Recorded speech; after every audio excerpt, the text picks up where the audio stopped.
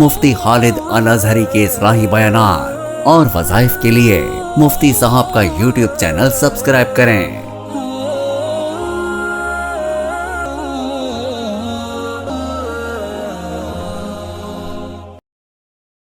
نحمده ونصلي ونسلم على رسوله الكريم اما بعد فاعوذ باللہ من الشیطان الرجیم بسم اللہ الرحمن الرحیم۔ معزز ناظرین کرام، السلام علیکم ورحمۃ اللہ وبرکاتہ۔ ایک شخص نبی کریم صلی اللہ علیہ وسلم کی خدمت اقدس میں حاضر ہوا اور عرض کرنے لگا، اے اللہ کے رسول صلی اللہ علیہ وسلم، مجھے وسوسے بہت آتے ہیں، میں کیا کروں؟ آپ صلی اللہ علیہ وسلم نے ارشاد فرمایا، لا حول ولا قوت الا باللہ العلی العظیم پڑھا کرو۔ اور ایک روایت میں آتا ہے آپ صلی اللہ علیہ وسلم نے فرمایا کہ 100 مرتبہ لا حول ولا قوت الا باللہ العلی العظیم پڑھا کرو۔ لا حول ولا قوت الا باللہ پڑھنے سے کیا ہوتا ہے؟ لا حول کے معنی لا حول کوئی طاقت نہیں، ولا قوت اس کے معنی بھی کوئی طاقت نہیں، الا باللہ مگر اللہ کی طاقت۔ اس کا ایک معنی یہ ہے، لا حول میرے اردا گرد جتنی طاقتیں ہیں، میرے گرد جتنی بھی طاقتیں ہیں ان کی کوئی حیثیت نہیں، ولا قوت اور میری انفرادی طور پہ بھی کوئی حیثیت نہیں میری طاقت کی۔ اردا گرد کی طاقتیں، اس سے مراد جتنے بھی دنیاوی اسباب ہیں وہ سب مراد ہیں، چاہے وہ علاج معالجے کے ذرائع ہوں یا مددگاروں کے ہوں، کہ جتنے میرے مددگار دنیا میں ہو سکتے ہیں ان کی کوئی حیثیت نہیں ہے، چاہے وہ ڈاکٹر ہو، علاج کا کوئی بھی ذریعہ ہو، رقیہ ہو، دم ہو، کوئی بھی نہیں جب تک تیری مدد، تیرا حکم ساتھ شامل نہ ہو۔ ولا قوت اور ذاتی انفرادی طور پہ میں تو کچھ بھی نہیں ہوں، سب کچھ تو ہی ہے۔ اے پروردگار، تو نے ہی طاقت عطا کرنی ہے، تو نے ہی میرے لیے اسباب مہیا کرنے ہیں، تیرے سوا کوئی نہیں۔ تو جسے فائدہ پہنچانا چاہے اسے کوئی نقصان نہیں دے سکتا، جسے تیری طرف سے نقصان کا فیصلہ ہو جائے اسے کوئی فائدہ نہیں دے سکتا۔ اے پروردگار، میں تیری طرف رجوع کرتا ہوں، تجھ ہی سے مانگتا ہوں، اے اللہ تو میری مدد فرما۔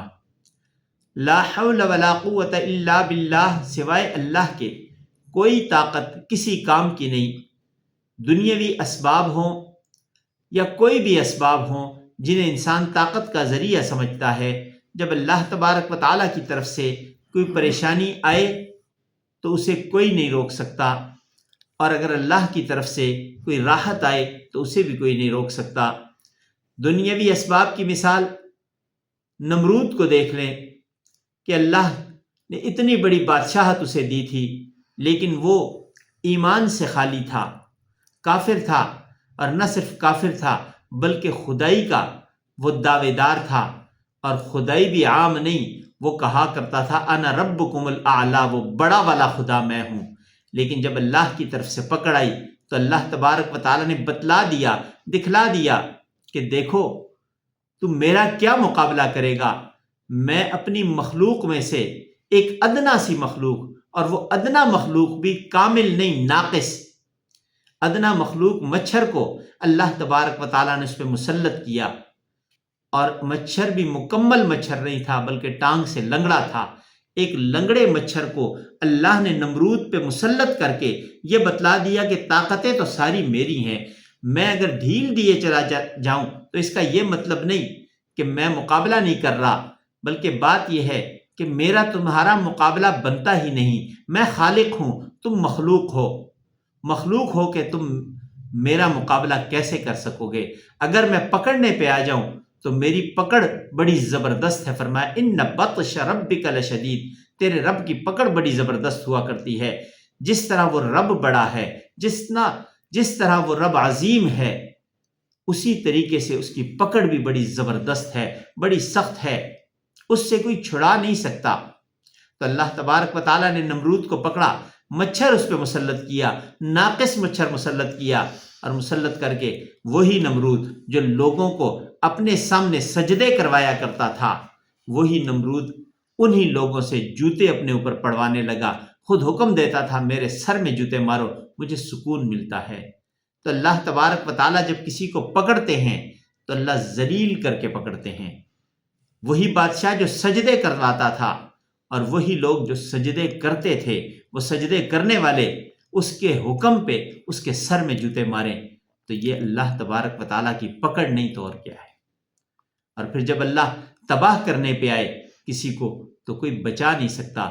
فرعون کو غرق کرنے کے لیے اللہ نے دریائے نیل میں اسی طریقے سے جس طریقے سے باقی موسیٰ علیہ السلام اور ان کے پوری قوم گزر گئی، اسی پانی کے اندر اللہ نے فرعون کو غرق کر دیا۔ وہ فرعون کے لیے غرق ہونے کا باعث بن گیا۔ وہی رستے جو موسیٰ علیہ السلام اور ان کے ساتھیوں کے لیے رستے تھے، وہ فرعون کے لیے اللہ تبارک و تعالیٰ نے عذاب میں بدل دیا۔ وہی پانی انہیں رستہ دے رہا ہے، وہی پانی سے پکڑ کے اٹھا کے باہر پھینک رہا ہے۔ اور وہ اس وقت وہی بڑے بڑے دعوے کرنے والا وہ فرعون اس وقت کہنے لگا آمنت برب ہارون و موسیٰ، میں تو موسیٰ اور ہارون علیہ السلام کے رب پہ ایمان لایا ہوں۔ لیکن اس وقت کا ایمان قابل قبول نہیں ہوتا۔ توبہ اس وقت تک قبول ہوتی ہے جب غرغرہ کی کیفیت پیدا نہ ہو جائے، جب حالت اضطراری آ جائے، موت کا وقت قریب آ جائے، تو اس وقت کی توبہ بھی قبول نہیں ہوا کرتی۔ تو رب عظیم سے یہ دعا ہے، اے پروردگار عالم، ہمیں اپنے در کا سوالی رکھ، ہمیں در در کا سوالی ہونے سے بچا، اور اے اللہ تبارک و تعالی ہمیں اس عقیدے پہ ثابت قدمی نصیب فرما کہ ہمارا یہ یقین کامل ہو کہ رب ہی سب کچھ کرنے والا ہے، رب کے سوا کوئی کچھ نہیں کر سکتا۔ زندگی باقی، ملاقات باقی۔ وآخر دعوانا ان الحمد للہ رب العالمین۔